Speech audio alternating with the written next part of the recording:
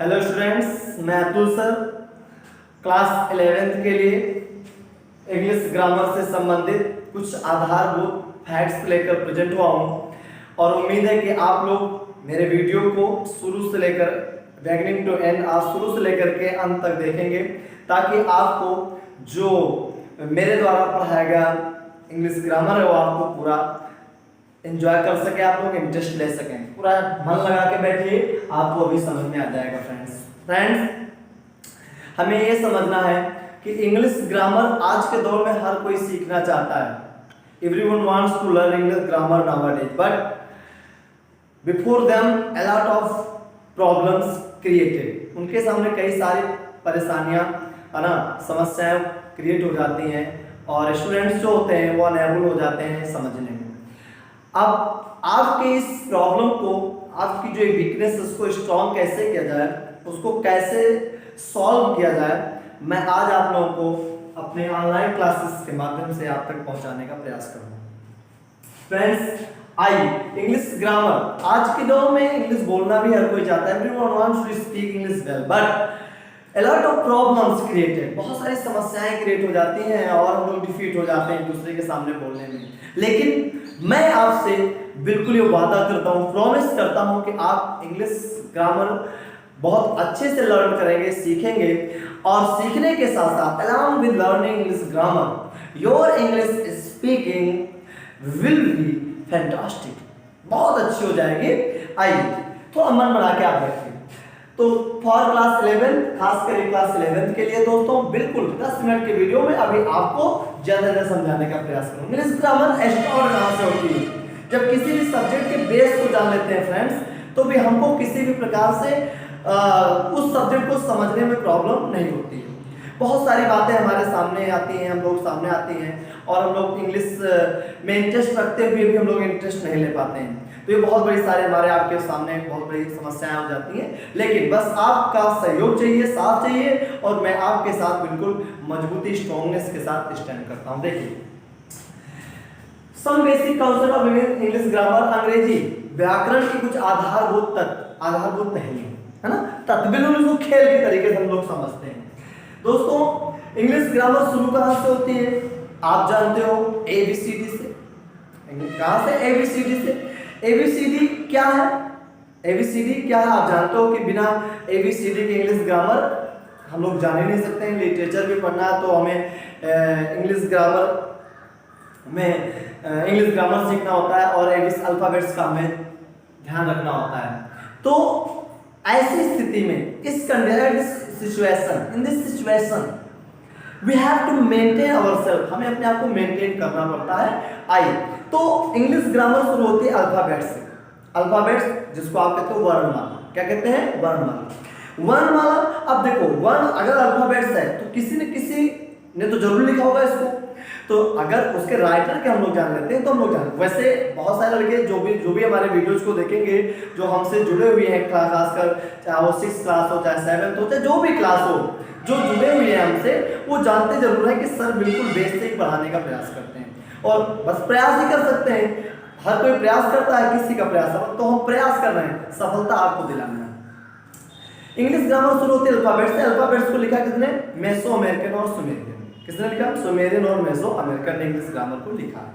ठीक है, अब देखिए बात हमारे सामने आती है कि अब अल्फाबेट्स आप जानते हो, हम लिखेंगे नहीं, बस समझाएं। अल्फाबेट्स का A to Z, ABC, A से लेकर के Z तक किसने लिखा?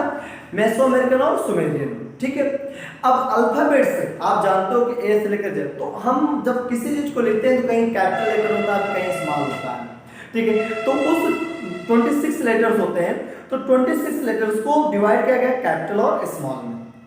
ठीक है, जब कैपिटल और स्मॉल में डिवाइड किया गया तो कैपिटल का मतलब क्या होता है? छापे के बड़े अक्षर। मैं यानी कि आप देखेंगे ABCD, तो ये सब कैपिटल में होंगे, मैं बड़े अक्षर होंगे, और स्मॉल लेटर्स छापे के छोटे अक्षर, यानी कि ABC ये सब स्मॉल रहेंगे, छोटे रहेंगे, है ना। जैसे आपको लिखना लखनऊ, तो देखिए आपके सामने लिखा LUCKNOW, दोस्तों लखनऊ हमने लिखा, तो L यहाँ पर क्या है? कैपिटल है। L क्या है यहाँ पर? कैपिटल, लेकिन बाकी जितने भी लेटर्स वो क्या है? स्मॉल। क्यों? क्योंकि पहला अक्षर क्या होता है? वो कैपिटल होता है, बाकी सब क्या होते हैं? स्मॉल होते हैं। और लखनऊ क्या है, प्लेस है, ठीक है। और पार्ट्स ऑफ स्पीच में क्या है, नाउन है। कौन सा नाउन है, प्रॉपर नाउन है, ठीक है। अब प्रॉपर नाउन में क्या कहेंगे, इसे प्लेस कहेंगे, ठीक है। ये बात हमें समझ आ गई। तो जब हम लोग अल्फाबेट्स को दो कैपिटल और स्मॉल में डिवाइड किया, तो अब हमारे सामने है कि उसी मतलब जो 26 लेटर्स हैं वही उन्हीं में हमें अब जानकारी वॉवेल की होनी चाहिए। वॉवेल कितने होते हैं, आपके सामने लिखा हुआ है, ए ई आई ओ you, A E I O you, ये 5 वॉवेल है। कितने हैं, 5। ए ई आई कभी कभी हम लोग वॉवेल नहीं बता पाते हैं, और बाकी जितने 26 में वो क्या है, कॉन्सोनेंट्स हैं। लेकिन एक बात हमारे सामने आती है कि कॉन्सोनेंट्स में दो ऐसे लेटर्स हैं जिनको हम लोग कहते हैं डब्ल्यू एंड वाई।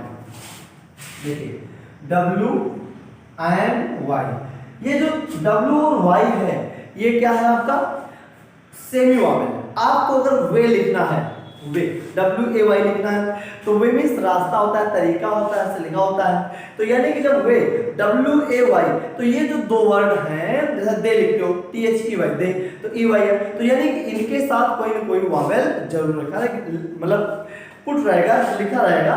तो ये जान लीजिएगा आप लोग कि ऐसी सिचुएशन में हमको डब्ल्यू एंड वाई को सेमी वॉवेल मानना पड़ता है। मीन्स ये दो अक्षर जो है जनरली बिना वॉवेल के सहयोग के अपना पूरा अर्थ प्रकट नहीं कर पाते हैं।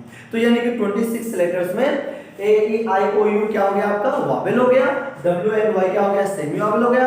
अब जो रिमेनिंग 19 लेटर्स हैं वो आपके क्या हो गए, कॉन्सोनेंट्स हो गए। तो ये बात क्लियर होती है। चलिए अब दोस्तों एक बात हमारे सामने आती है, उम्मीद है कि आप लोग समझते चल रहे हैं।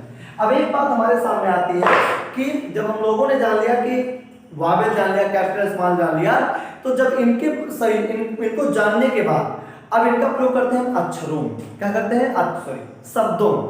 जब एक एक अक्षर को हम जोड़ते हैं तो क्या बनता है, वर्ड बनता है। अब वर्ड क्या है, वर्ड की डेफिनेशन क्या होती है, आपको हो गया, हम लोग तो 11th में सर हमको वर्ड की डेफिनेशन बता रहे हैं। तो भैया कभी कभी हम लोग आईएएस की परीक्षा में बैठते हैं तो एक ऐसा क्वेश्चन हो जाता है जिसको हम लोग कभी महत्व नहीं देते हैं, यानी कि हमको आता है लेकिन हम आंसर नहीं दे पाते हैं, ठीक है। तो बहुत हम लोगों को गिल्टी फील होता है, यार देखिए कितना बड़ा अपराध हमसे हो गया। तो एक एक चीज को समझ कर चाहिए, पढ़ाई में हमको हर चीज को समझना होता है। अब बात आती है वर्ड की। Word W word, word means क्या होता है बच्चों, शब्द, ठीक है। यानी कि आप बिल्कुल सरल लैंग्वेज में आप इसको लिख दीजिए, the combination of letters, the combination of letters which have it's complete meaning is called word. The combination of letters which have its complete meaning is called word. फिर से the combination of letters which have its complete meaning is called word. यानी कि अक्षरों का ऐसा संग्रह, ऐसा संबंध, ऐसा भाव जिसका पूरा अर्थ प्रकट होता है उसे लोग क्या कहते हैं, शब्द कहते हैं, ठीक है। तो शब्द देखिए, जैसे आपको हमने अभी बताया अम्ब्रेला लिखा है, UMBRELLA। अम्ब्रेला मींस क्या होता है दोस्तों, छाता होता है, ठीक है। क्या होता है, छाता, छतरी जिसे कहते हो आप। अब देखिए इसमें अगर एक यू अलग कर दिया जाए, एम को, बी को, आर को, ई को, डबल एल को एक अलग अलग कर दिया जाए तो ये आपका क्या हो जाता है, लेटर बन जाता है। और जब जोड़ दिया हमने तो क्या बन गया आपका, वो वर्ड्स बन गया, क्योंकि वर्ड अम्ब्रेला मींस छाता, इसका यानी कि कोई ना कोई नाउन है, ठीक है दोस्तों। तो अक्षरों के सहयोग से क्या बनता है, वर्ड बनता है। चलो ये बात आ गई बात। अब देखिए, तो जब वर्ड बन जाता है तो वर्ड के बाद हमको जानकारी किसकी होनी चाहिए। अब जब अक्षरों को जोड़ा तो वर्ड बना, अब वर्ड को जोड़ेंगे तो क्या बनेगा, सेंटेंस बनेगा। क्या बनेगा, सेंटेंस। क्या बनेगा दोस्तों, सेंटेंस, SENTENCE, सेंटेंस। अब दोस्तों एक बात हमारे सामने आती है, अब इसकी डेफिनेशन क्या होती है ना, अक्सर हम लोग निचली कक्षाओं से पढ़ाया जाता है, लेकिन यहाँ भी समझिए, जैसे हमने कहा था the combination of letters which have it's complete meaning is called words, वैसे the combination of words which have its complete meaning, the combination of words which have its complete meaning and have subject and predicate is called sentence। नहीं समझे, फिर से समझिए, the combination of words which have its complete meaning and have subject and predicate is called sentence। शब्दों का ऐसा संग्रह जिसका अपना पूरा अर्थ प्रकट होता है और सब्जेक्ट और प्रेडिकेट भी होता है, उसे हम लोग क्या कहते हैं, सेंटेंस कहते हैं। अब जैसे आपको लिखना है कि मैं प्रतिदिन अपना कार्य करता हूं। मैं प्रतिदिन अपना कार्य करता हूं। अब करता हूं, ता है ते है ते प्रेजेंट इंडेफिनिट है, पहचान तो आप लोग जानते ही होंगे, नहीं जानते तो बताएंगे। ता है ते है ते प्रेजेंट इंडेफिनिट है, मैं अब प्रतिदिन अपना काम करता हूं, यानी कि I do my work daily. तो आई अलग कर लीजिए, डू अलग कर लीजिए। देखिए लिखा है मैं प्रतिदिन अपना कार्य करता हूं, तो आई डू माई वर्क। सो दोस्तों डेली क्या है, मैंने बोला प्रतिदिन के लिए डेली, एवरीडे भी लिख सकते हो, ठीक है। I do my work daily, यानी कि यहाँ पर आई को अलग कर दो, डू माई वर्क। अब ये अगर इसको जोड़ा जाए तो क्या बन गया, शब्दों के संग्रह से क्या बन गया, सेंटेंस बन गया। अब देखिए यहाँ पर सब्जेक्ट क्या सर ने बोला था, आई सब्जेक्ट है और बाकी सब क्या है, प्रेडिकेट। आई आपका सब्जेक्ट है, बाकी सब क्या है, प्रेडिकेट है, ठीक है ना। तो जब आई सब्जेक्ट है और बाकी सब प्रेडिकेट है, तो भैया क्यों इस बात को छोड़ना चाहिए कि सब्जेक्ट और प्रेडिकेट तो नहीं बात है कि सर उसको क्यों नहीं बता रहे हैं। तो देखिए इसको हम एक अलग तरीके से ग्राफ के माध्यम से समझाएंगे, ठीक है। जल्दबाजी करना मुझे लगता है कि अच्छी बात नहीं है। बस आज आपको केवल समझना है कि इंग्लिश ग्रामर कहाँ शुरू होती है, उसके बाद तुरंत आपको हम टेंस क्यों ले चलेंगे या नरेशन क्यों ले चलेंगे, कहीं अन्य चैप्टर्स को ले चलेंगे, ठीक है ना। चलिए आई डू माई। अब जब शब्दों के संग्रह से हमने क्या बना डाला, सेंटेंस बना डाला। तो जब सेंटेंस जोड़ेंगे दोस्तों तो क्या बनेगा, सेंटेंस जोड़ेंगे तो क्या बनेगा, सेंटेंस जोड़ने से बनता है क्लॉज। क्या बनता है, क्लॉज। जहां आपको लिख रहे हैं CLAUSE, क्लॉज मींस क्या होता, उपवाक्य। क्या होता दोस्तों, उपवाक्य। क्लॉज मींस क्या होता, उपवाक्य। अक्षरों के संग्रह से शब्द बनता है, शब्दों के संग्रह से सेंटेंस बनता है और सेंटेंस के सहयोग से क्या बनता है दोस्तों, क्लॉज बनता है। क्या बनता है, अब सबसे पहले तो हमें जानना चाहिए इसकी डेफिनेशन क्या है। तो बस वही है, हमारी पुराना तरीका अपनाइए, क्या, द कॉम्बिनेशन ऑफ सेंटेंसेस। क्या काम है, the combination of sentences which have its complete meaning, the combination of sentences which have its complete meaning and have subject and predicate is called clause। नहीं समझे, फिर से समझिए, the combination of sentences which have its complete meaning and also have, नहीं समझे, and also have subject and predicate is called clause।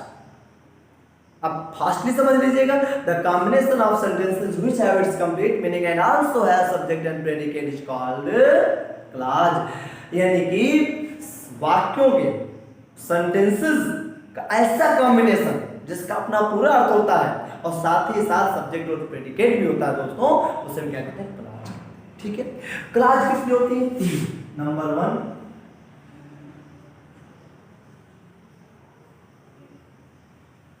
Principal clause,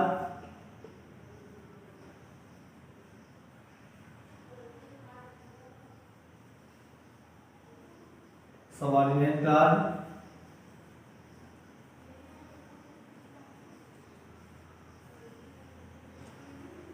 और principal clause को कहते हैं मुख्य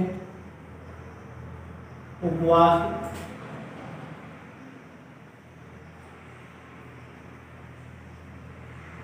आश्रित उपवाक्य, समानपदीय उपवाक्य। देखिए अभी तो आप लोगों को चीजें हो सकता नहीं लगे कि सर ये क्या बता रहे हैं, तो टेंशन लेने की आवश्यकता, you needn't take tension when I with you. जब मैं आपके साथ हूं तो आपको टेंशन लेने की आवश्यकता नहीं है। क्लास कितनी होती है, 3। प्रिंसिपल का मुख्य उपवाक्य, इसको हम लोग दूसरी लैंग्वेज में क्या कह सकते हैं, इंडिपेंडेंट क्लास यानी स्वतंत्र क्लास। बस समझ लीजिएगा ये क्लास किसी पर निर्भर नहीं होती। सबऑर्डिनेट आश्रित, शब्द से ही पता चल गया, ये अपने अर्थ के लिए किसी पर डिपेंड होती है। तो और किस पे डिपेंड रहेगी, प्रिंसिपल क्लास पर डिपेंड रहेगी। तो उसको जब इसको आप इंडिपेंडेंट क्लास कह सकते हो तो इसको आप डिपेंडेंट क्लास। जो स्वतंत्र है वो इंडिपेंडेंट और जो आश्रित है वो डिपेंडेंट। और कोऑर्डिनेट क्लास समानपदी, अब इसके समानपदी मतलब जैसे मुख्य उपवाक्य वैसे समान, यानी कि इसको भी हम लोग इंडिपेंडेंट क्लास कह सकते हैं। ठीक, बात समझ में आ गई। ये ना सोचना कि सर ये तो बताते चले जा रहे, अभी पता ना, अभी एक चीज आपको समझाएंगे, don't worry, we happy I am with you. Okay, देखिए अब हम लोग बिल्कुल, अब हमारा क्लास बिल्कुल एंड की ओर जा रहा है दोस्तों, ठीक है, बिल्कुल। देखिए अब देखिए यहाँ पर आप आगे बात फ्रेज की, PH फ्रेज। फ्रेज मीन्स क्या होता है दोस्तों? वाक्यांश। क्या होता है? वाक्यांश। ठीक है, वाक्यांश फ्रेज। अब देखो इसको द कॉम्बिनेशन ऑफ वर्ड्स, ये द कॉम्बिनेशन ऑफ सेंटेंसेस ना कहेंगे क्योंकि इसमें सेंटेंस नहीं होता। The combination of words which have it's meaning, the combination of words which have it's meaning but not have it's complete meaning is called phrase. Means ये शब्दों का संग्रह तो है, इसका अपना कुछ अर्थ तो होता है लेकिन इसका पूरा अर्थ प्रकट नहीं होता क्योंकि इसमें ना सब्जेक्ट होता है ना प्रेडिकेट होता है, इसलिए इसको फ्रेज कहते हैं। फ्रेज कितने होते हैं भैया? 3। नाउन फ्रेज,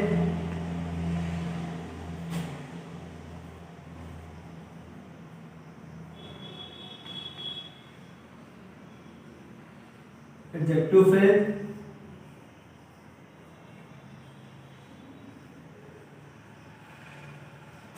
नाउन मतलब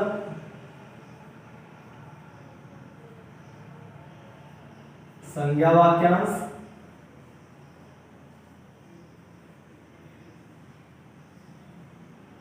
विशेषण वाक्यांश,